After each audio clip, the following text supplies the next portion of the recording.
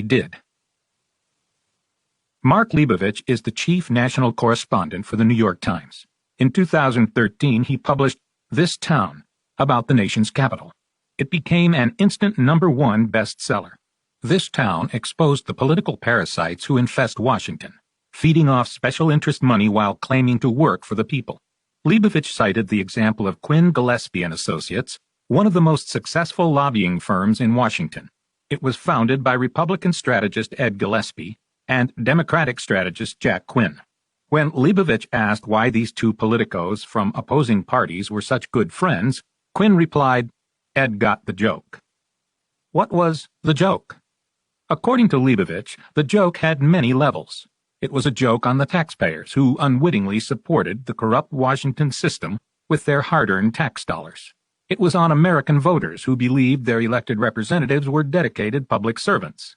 With surprising candor, Quinn confessed that the joke is the deceptive notion that everyone involved in the world in which we operate is a patriot. In recent years, the people have become increasingly aware that the joke is on us. We play by the rules and pay our taxes, while the politicians laugh behind our backs and treat us like fools. Enter Donald Trump. Trump was elected because he is not a politician. He promised to drain the swamp, build the wall, and make America great again. And he actually attempted to keep his promises. That's why official Washington hates and seeks to destroy him. As Trump's senior policy advisor Stephen Miller observed in his interview for Breitbart News Sunday, the political power structure declared war on Trump because this president dared to disrupt two-party betrayal of the American people over many decades. Betrayal on trade, betrayal on China, betrayal on foreign policy, betrayal on our southern border, betrayal on our economy. Decade after decade, year after year, administration after administration. This president dared to stand up to defy that betrayal, to end that betrayal. But the people who profited like parasites off the betrayal are now the ones trying to prevent him from executing the agenda that the American people installed him to execute. Trade and China. Trump's actions in the Oval Office did indeed reflect the priorities Miller listed.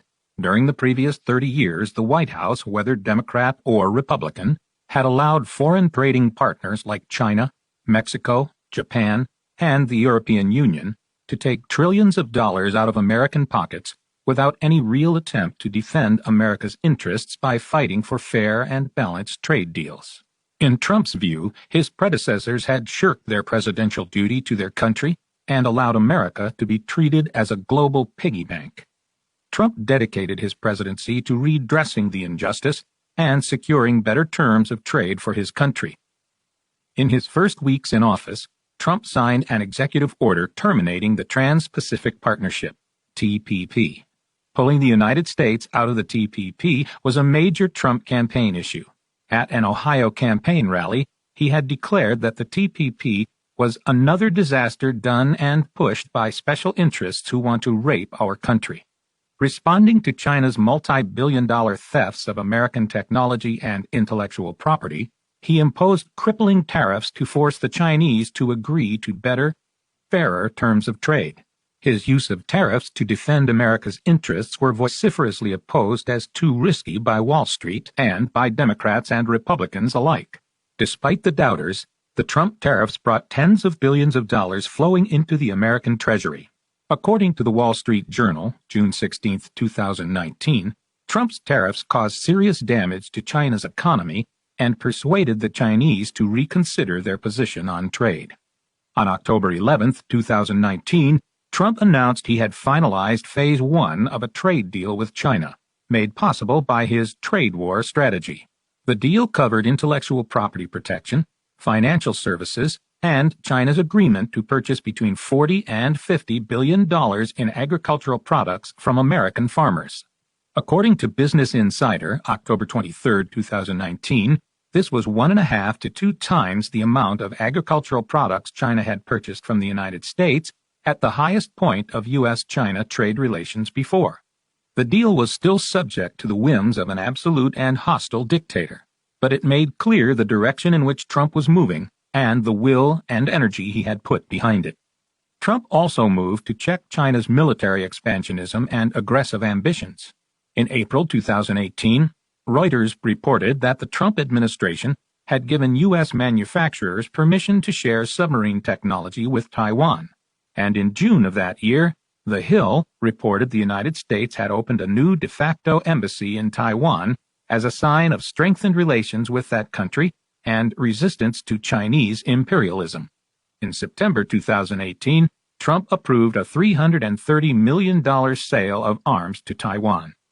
Trump's tough posture toward China led to important changes in China's aggressive policy in Southeast Asia.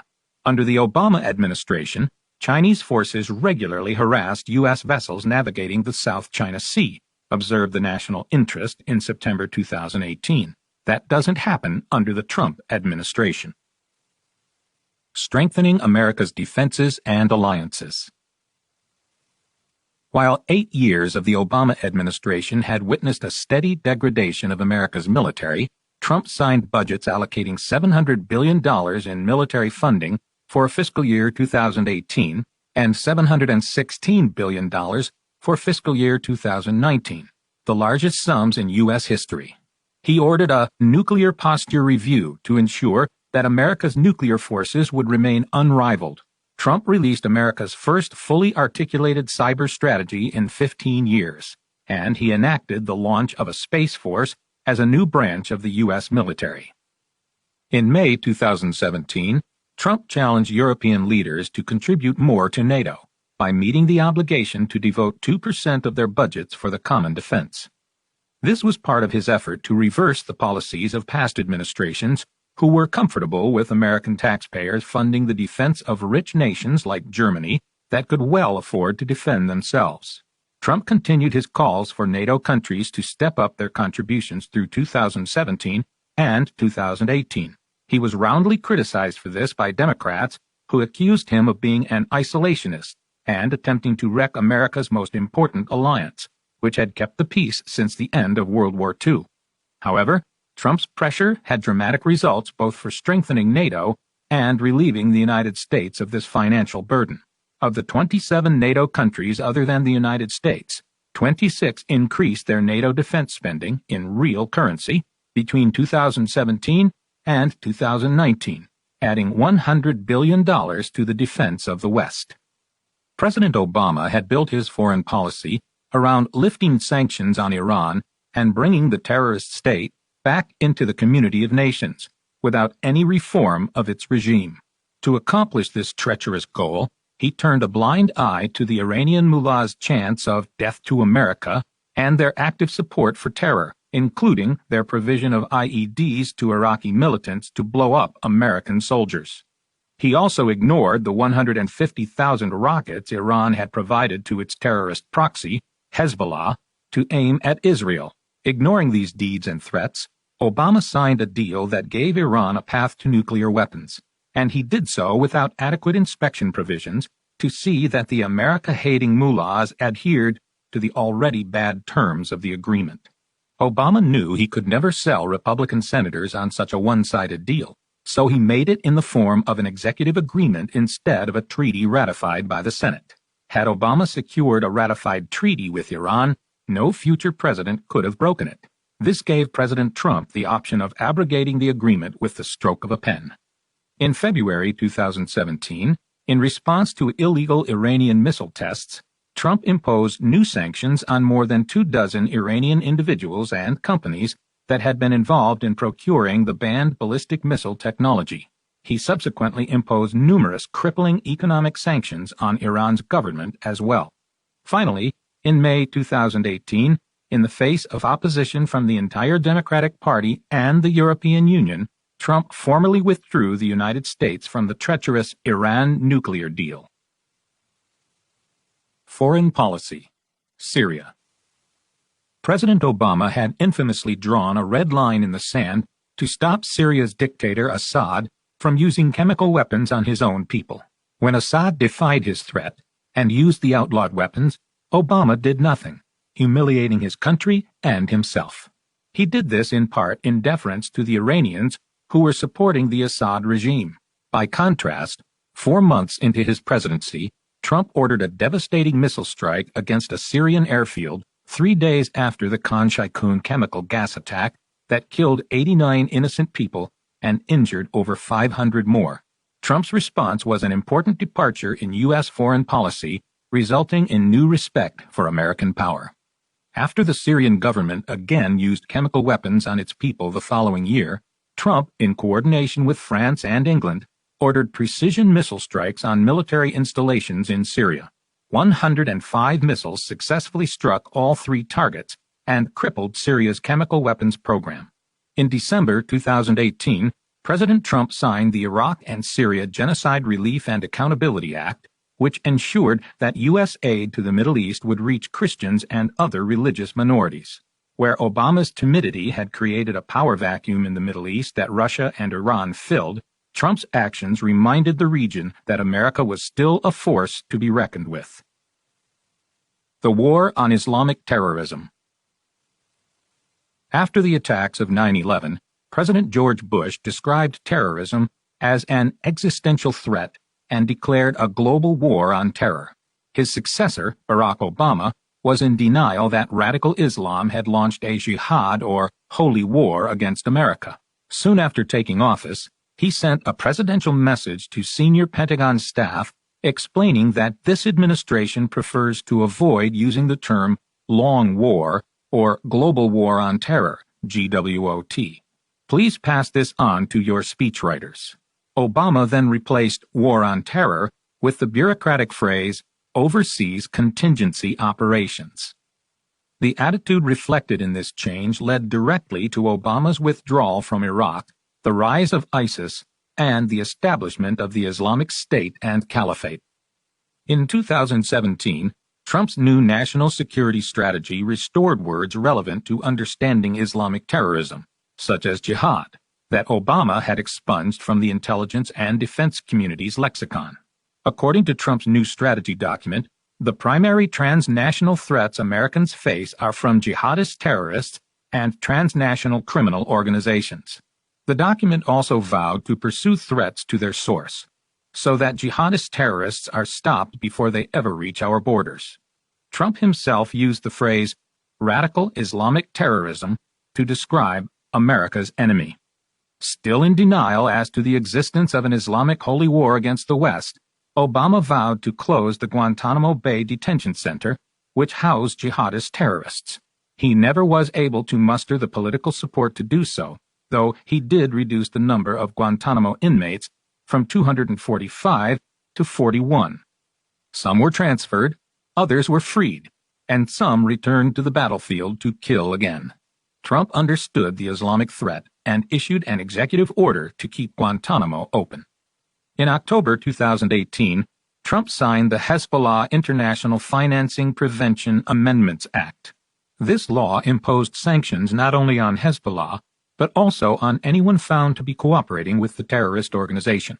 In January 2018, the United States withheld $255 million in military aid to Pakistan because of its non-cooperation with U.S. counterterrorism efforts. America also suspended $900 million in security assistance to Pakistan. And in September 2018, the Trump administration permanently canceled $300 million in coalition support funds to Pakistan. Obama had allowed ISIS and its depraved leader, Abu Bakr al-Baghdadi, to emerge from the ashes of the Iraq War and to create a caliphate and establish the Islamic State in a territory as large as Ohio. While ISIS terrorists slaughtered hundreds of thousands of Syrians and Iraqis and created millions of refugees, Obama dithered, held back on using military force, and botched a chance to kill the ISIS leader.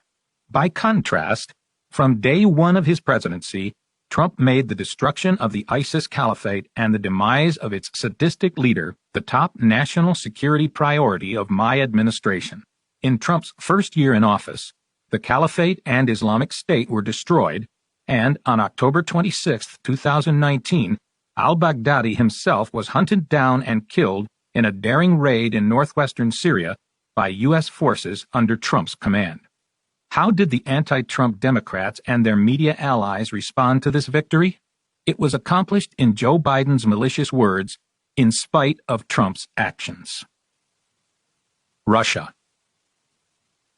In February 2017, newly inaugurated President Trump was being daily accused by Democrats of collusion with Russian dictator Vladimir Putin. At the same time, the Trump administration was actually initiating a series of get-tough measures to confront Russia. The United States launched a Russian-language TV network, Current Time, to counter Russian propaganda. 2 months later, the Trump administration announced it was implementing the Global Magnitsky Human Rights Accountability Act, which blacklisted prominent Russians who violated human rights. In April 2017, the Trump administration refused to issue waivers to companies seeking to do business with Russia, which was under economic sanctions. In December 2017, the Trump administration approved the export of lethal arms to Ukraine, something the Obama administration had refused to do, to support the country in its conflict with Russia-backed separatists. In August 2018, the U.S. Navy reestablished the Second Fleet in response to increased Russian activity in the North Atlantic Ocean. In February 2019, the Trump administration announced that the United States would withdraw from the Intermediate Range Nuclear Forces Treaty due to Russia's repeated and persistent violations of the pact. The United States officially withdrew from the treaty in August 2019. The corrupt United Nations. Trump also took on the terror-supporting, Israel-bashing United Nations. He withdrew the United States from the UN Human Rights Council, which regularly singled out America's Democratic ally for condemnation while ignoring the atrocities committed against Jewish civilians by Hamas, Hezbollah, and other Iran-sponsored terrorist organizations.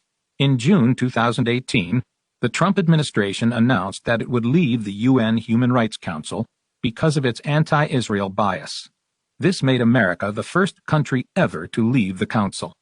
In April 2017, the Trump administration ended U.S. funding of the UN Population Fund, which had links to China's policy of restricting its citizens to one child only.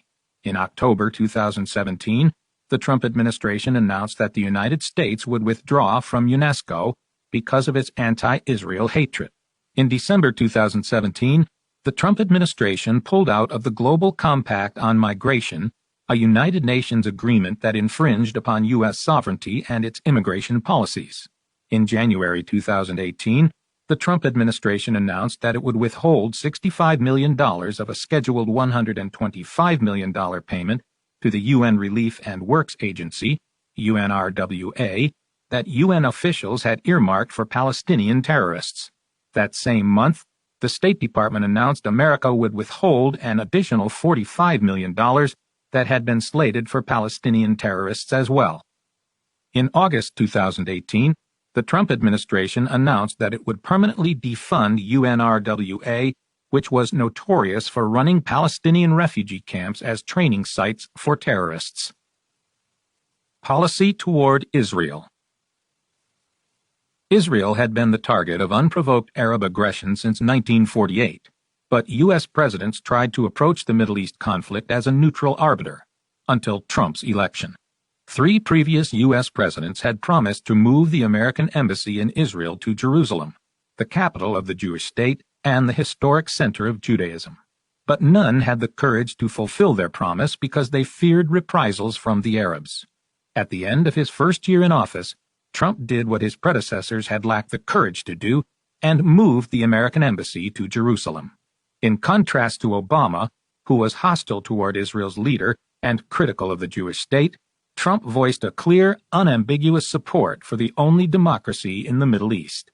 5 months into his presidency, Trump became the first sitting U.S. president ever to visit the Western Wall, Judaism's holiest site. In August 2018, the Trump administration announced it would cut over $200 million in aid to the Palestinians because of their support for terror and unwillingness to engage in peace talks with the Jews. The Palestinians refused to cease these activities because their overt goal since 1948 had been the destruction of the Jewish state, a genocide, not a negotiated peace. In September 2018, the Trump administration closed the PLO's mission in Washington because of the Palestinians' continuing support for terrorism and belligerence toward the Jews. In November 2018, instead of abstaining, as on previous occasions, the United States voted against an annual UN resolution demanding that Israel withdraw from the Golan Heights, from which the Syrians had shelled Jewish cities until Israel responded by occupying them. In March 2019, Trump signed a proclamation officially recognizing the Golan Heights as part of Israel. In April 2018, the State Department's annual Human Rights Report removed the phrases occupied and occupation when referring to Israel's presence in the West Bank, a presence that had always been necessitated by Arab aggressions and by the Arabs' determination to obliterate the Jewish state. The following year, Trump declared the Jewish settlements in the West Bank to be legal, underscoring the fact that every inch of territory occupied by Arabs in the West Bank is the fruit of unprovoked aggression and failed conquest. Protecting America's Borders. Trump launched his presidential campaign by expressing his concern about the security of America's borders, without which, he said, a nation cannot exist. He was alarmed by the flood of unvetted, illegal immigrants pouring across America's southern border, among whom were terrorists, drug and sex traffickers, and common criminals whom he saw as threats to the security of ordinary Americans. To deal with a problem that had been festering for decades, he proposed extending the existing security wall, which would allow America's border guards to deal with the hundreds of thousands of migrants seeking illegal entry into the country. When Democrats refused to cooperate in funding the wall, he found ways to make up the deficit. In his first year, Trump authorized raids to apprehend members of the vicious gang MS-13, which preyed on Hispanic communities in the United States. In that same year, ICE's Homeland Security Investigations Division arrested 796 MS-13 members and associates, an 84% increase over the last year of the Obama administration. In 2019, Trump's policies led to the arrests of over 1 million individuals attempting to enter the country illegally. At the same time, according to the State Department, Trump's travel bans from terrorist countries, which were eventually upheld by the Supreme Court, prevented more than 30,000 people from entering the country, among whom there could have been any number of terrorists. Caring for America's Veterans. On Veterans Day 1994 in New York City, soldiers, sailors, airmen, and Marines marched along Fifth Avenue from 39th Street to Madison Square Park. Yet the street was largely empty, and the parading veterans received few cheers or salutes. Interest in the parade was so low that organizers counted only 100 spectators along the entire parade route. The following year, Donald Trump donated $200,000 and helped raise an additional $300,000 from his friends to increase community awareness and involvement in the parade. When the 1995 parade was held, police estimated at least 500,000 people were on hand, cheering and waving flags. Vietnam veteran and parade director Tom Fox said, "Donald Trump saved the parade." The cause of honoring and caring for America's veterans has always been close to Trump's heart. So when he launched his presidential bid in 2015, one of the first promises he made was to end the scandalous treatment of American heroes by the Veterans Health Administration. Trump was deeply disturbed by the 2014 news story of systematic neglect and abuse of America's veterans by the Veterans Health Administration, VHA. Patients died waiting for appointments, while bureaucrats and administrators falsified records to collect fat merit pay bonuses. The Obama administration promised a shakeup at the VHA, including firings of bad employees. But the New York Times found that at most 3 bad employees were removed. More than 100 employees were disciplined by merely being moved to another facility or, worse, being placed on paid leave, an indefinite paid vacation at taxpayer expense for bad behavior. On April 27, 2017, 3 months after taking office, President Trump signed Executive Order 13793 to improve accountability and make it easier to fire bad employees at the VHA. By Veterans Day 2019, this order had resulted in the firing of more than 8,000 lazy, corrupt, or incompetent Veterans Affairs employees. Speaking to a seniors group in Florida in October 2019, Trump said, Do you remember all of the bad stories that used to be about the VA? Now you don't see that because they have accountability. We can fire bad people.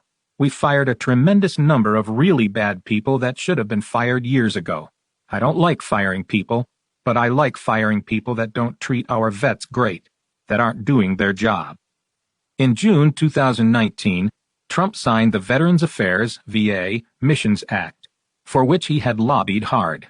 Though the signing went unnoticed by the media, it was the most sweeping change in veterans' health care since World War II. As Secretary of Veterans Affairs Robert Wilkie explained, if it's too long a drive to the VA, if wait times are too long, if we can't offer the services a veteran needs, or if it's simply in the best medical interest of a veteran to use non-VA services, they can now seek care in their community, and the VHA will pay the bills. Because of Trump's reforms in 2019, the department achieved the highest patient satisfaction rating in its history, 89.7%. A record American economy. Securing the borders and protecting the country were Trump's first priorities, but rebuilding the American economy was a close second. America's manufacturing industry had been decimated through imprudent trade deals under previous presidents. From the beginning of his campaign, Trump promised to rectify the situation and revive the manufacturing sector that had been lost to unfair trade arrangements. Even before Trump secured the Republican nomination, President Obama called him out on this promise and said it was impossible to fulfill. During a PBS town hall, reported The Hill newspaper, Obama referenced Trump's promise to bring back jobs to the United States when talking about manufacturing. Well, how exactly are you going to do that?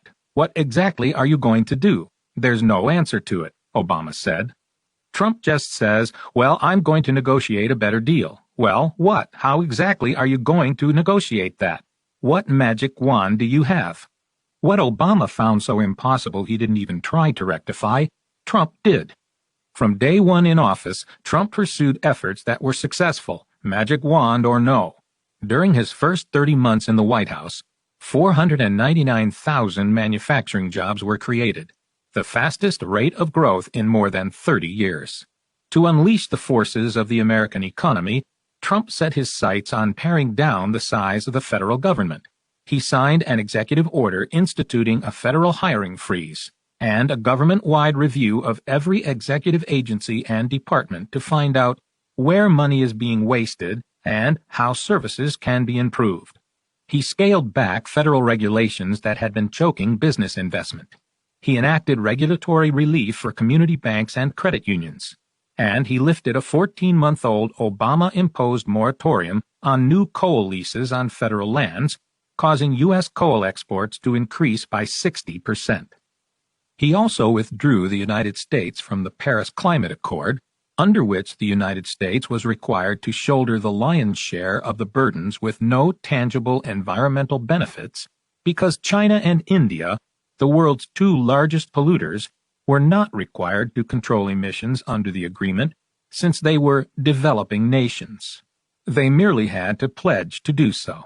The incentive for China and India to sign was that they get in line to receive billions of dollars in largesse from the West, especially the United States.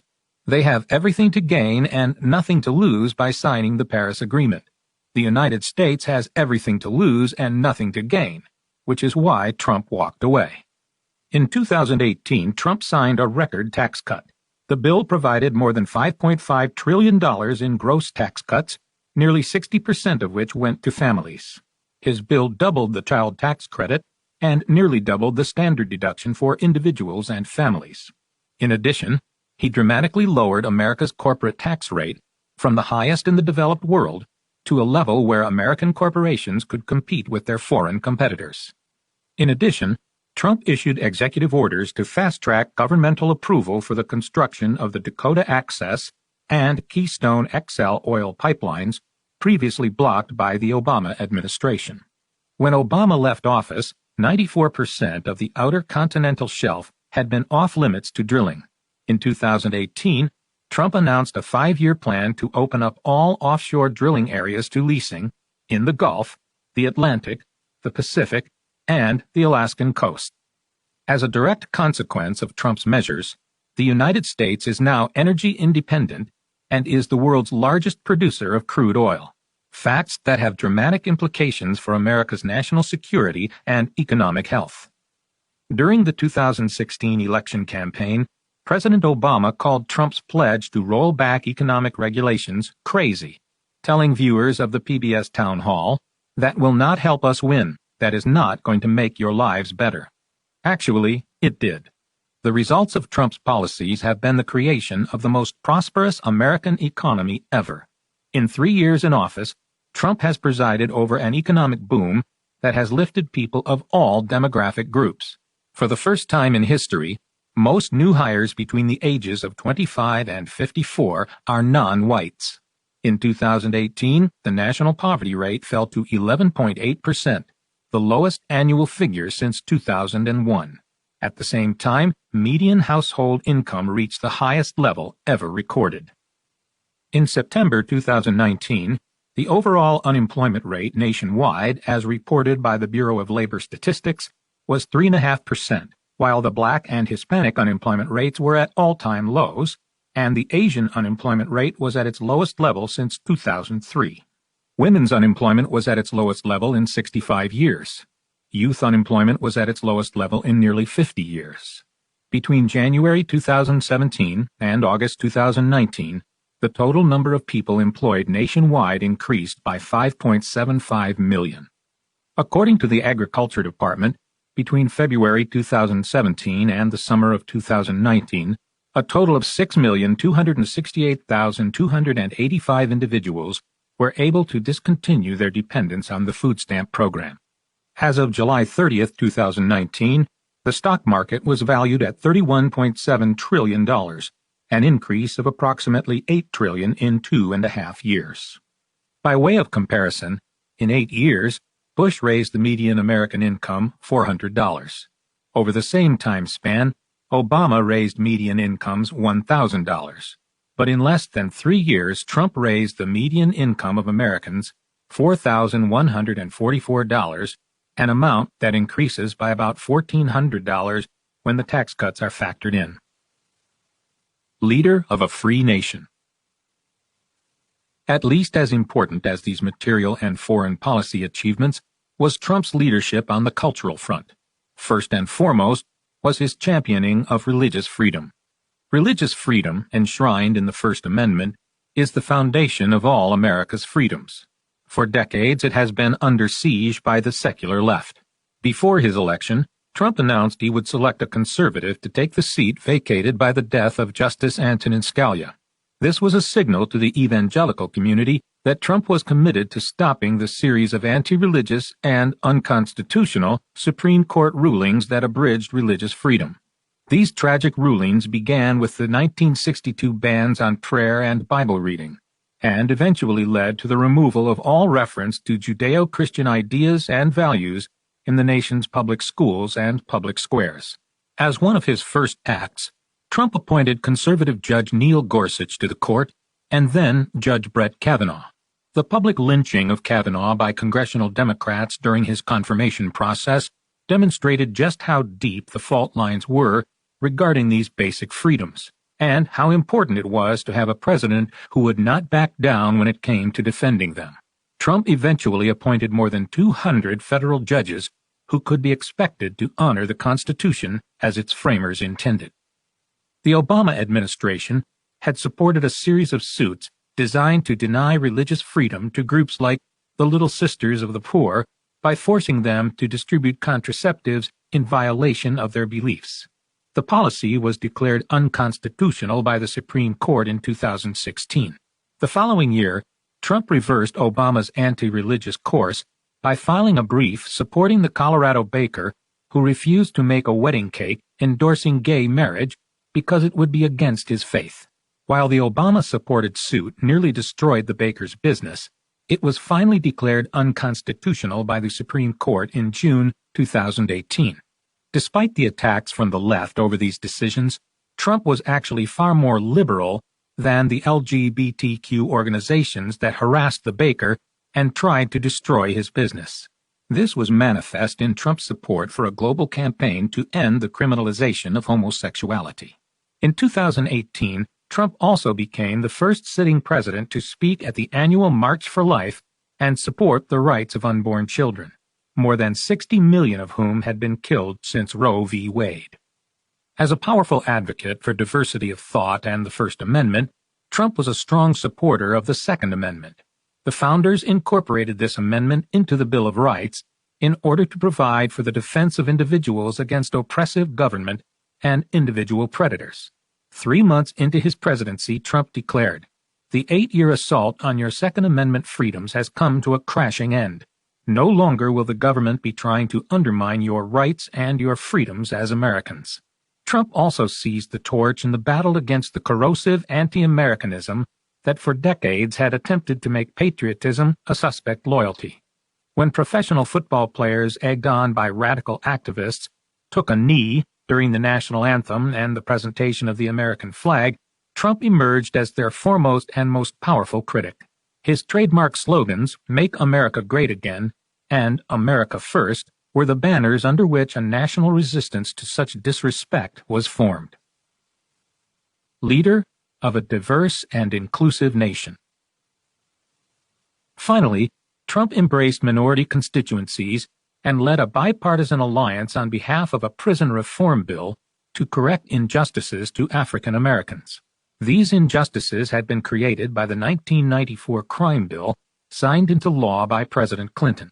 The reform had been a priority for America's African American community for a long time, but was ignored for 16 years by the Bush and Obama administrations. Trump put together a bipartisan coalition to pass the reform. Far-left activist and CNN commentator Van Jones characterized Trump's success in getting the First Step Act passed in these terms. "There is a Christmas miracle underway. For the first time in a generation, Republicans and Democrats are arm in arm tonight, saying we are sending too many people to prison.